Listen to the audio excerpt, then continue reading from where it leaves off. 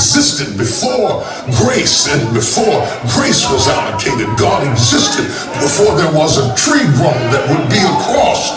God existed before Jerusalem was called Jerusalem. God existed before the Roman Catholic Church was established. God existed before there were AMEs or Baptists or Pentecostals or Church of God in Christ. God existed before there was a choir to sing or a drum to beat or a hand to clap. God existed before there was a day or a night or a spring or a winter or a summer.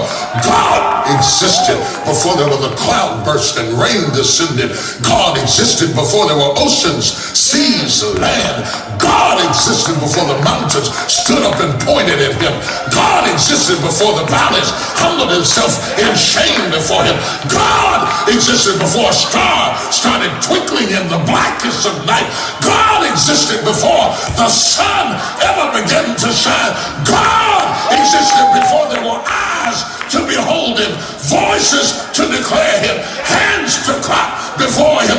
God was God alone in the beginning. God.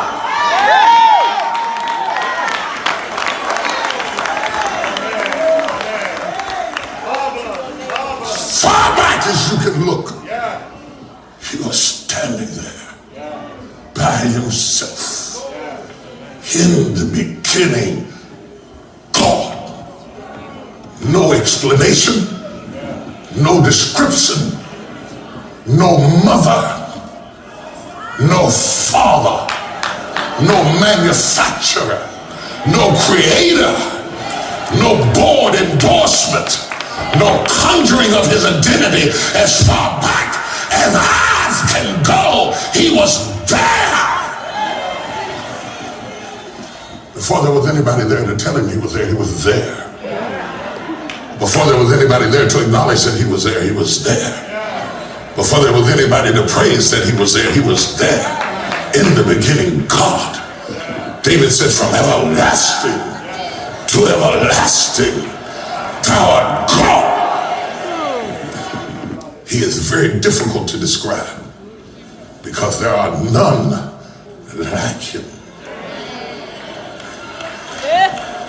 There are no powers like his power.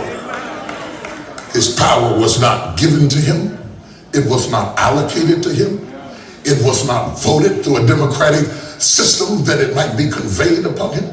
He did not grow into it or advance into it. He just was. He wasn't a boy God and then became a man God. He's just God, all by himself. It is a dilemma to describe him. It is a dilemma to describe him because you need something to compare him to. And I admit and I confess before you this morning that I am but a limited man myself with meager words to describe a God that defines human expression. I don't have much, but I can do that humbly and still stand before you because even God is difficult to find it difficult to describe himself. He said, I look for someone greater than myself. And finding no one greater than myself, I swear by myself.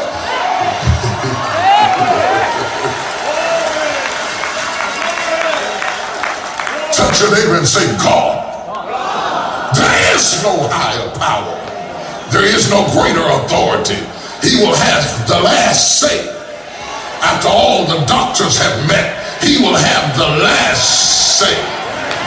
After all the lawyers have come together and had their briefings and decided their technique, God will have the last say. God is God all by himself. There's never been a God before him and there'll never be a God after him. He is alone. He is God all by himself. He sits on the circle of the earth. When the judge sits down, the court's in session, God sits on the circle of the earth. All power in heaven and in the earth is given unto him. Imagine, if you will, what you are saying when you say God.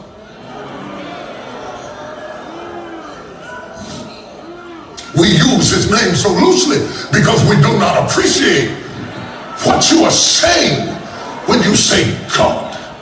One of the commandments given in the Old Testament is don't throw my name around loosely. You shall not take my name. If you don't want nothing, don't say nothing.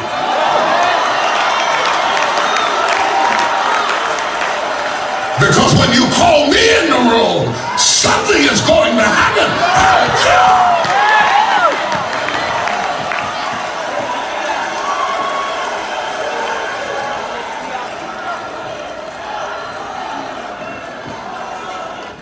His word is the last word.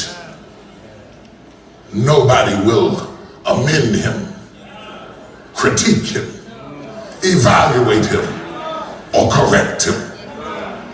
Everything he said is right. Everything he does is good. He said, I'm not a man that I should lie, or the son of man that I should repent. Have I not spoken it? Shall it not come to pass? Oh, he's bad with his stuff now. He don't mind telling you who he is. Moses said, who shall I say sent me? God said, tell him I am that I am.